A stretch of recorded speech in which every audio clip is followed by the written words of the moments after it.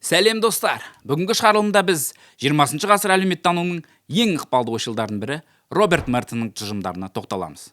Қоғамды тереңірек түсініп, кейбір құбылыстардың мәнін ұғынғымыз келсе, Роберт Мертонның еңбектеріне жүгінуге болады.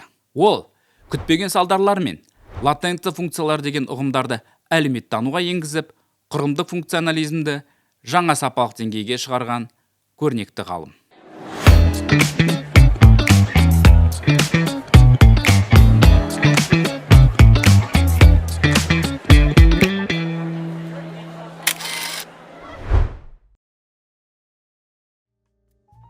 Шын есімі Майер Роберт Школьник. 1910 жылы Филадельфияда еврей мигранттардың отбасында дүниеге келген. Бала кезінде кітапхана жанындағы шағын алаңда May in the Magician деген бүркеншік атпен сиқыр көрсетіп көрермендердің ықыласына бөленген. Осы хоббиі кейін ғылымдағы жасырын нәрселерге деген қызығушылығын оятқаны анық.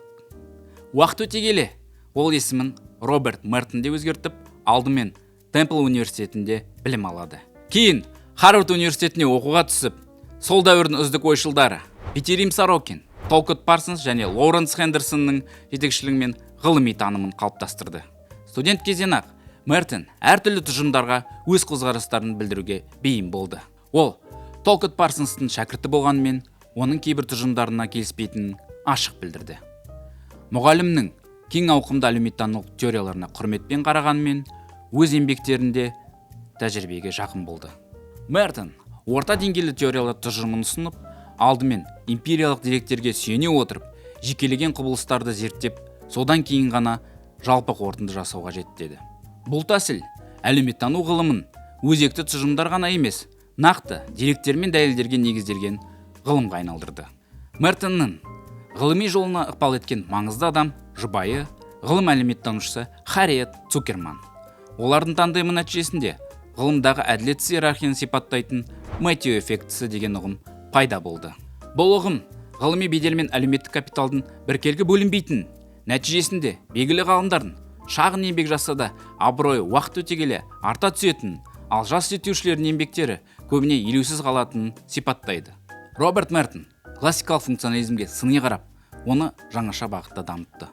Ол әлеуметтік құрылымдардың бір уақытта пайдасы да зияны да болуы мүмкін деп тұжырымдады.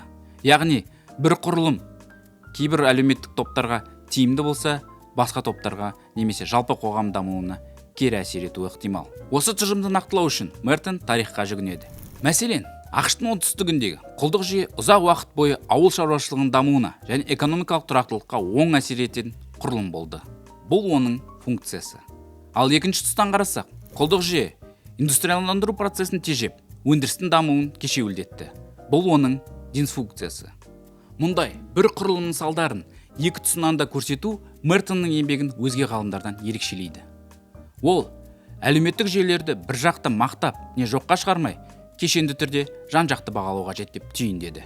Осылайша ғылыми объективтілікке ұмтылды. Роберт Мертон сондай-ақ әлеуметтік құбылыстарды түсіндірудің тағы бір тәсілі айқын және латентті функциялар арасындағы айырмашылықты енгізді. Бұл тұжырым әлеуметтік құрылымдар мен институттардың тек сыртқы мақсаттарына емес, астарына, байқалмайтын әсерлеріне де үңілу қажет дегенді білдіреді.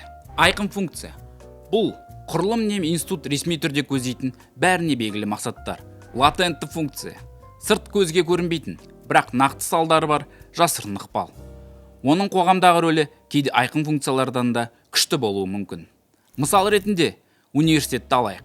Баршаға мәлім, университеттің басты мақсаты студенттерге білім беру, кәсіби салаға даярлау.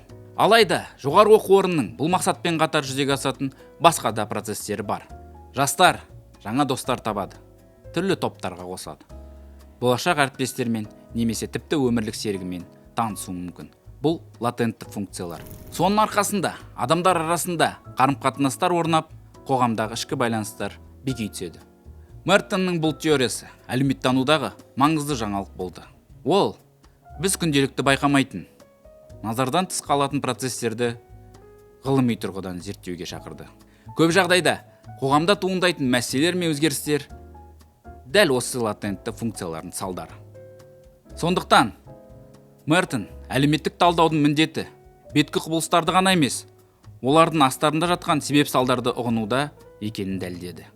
Роберт Мертон қоғамдағы девиантты мінез-құлықты түсіндіру үшін аномия ұғымын жаңаша қырынан қарастырды. Ол бұл терминді алғаш қолданған Эмиль Дюркгеймнің идеясын дамытып, оны мәдени мақсаттар мен оларға жетудің әлеуметтік жолдары арқылы түсіндірді. Мертонның пікірінше, қоғам белгілі бір жетістіктерді мақсат ретінде қалыптастырады. Алайда, оған жетуге бәріне бірдей мүмкіндік бермейді. Мәселен, Америка қоғамы бай болуды көздейді делік.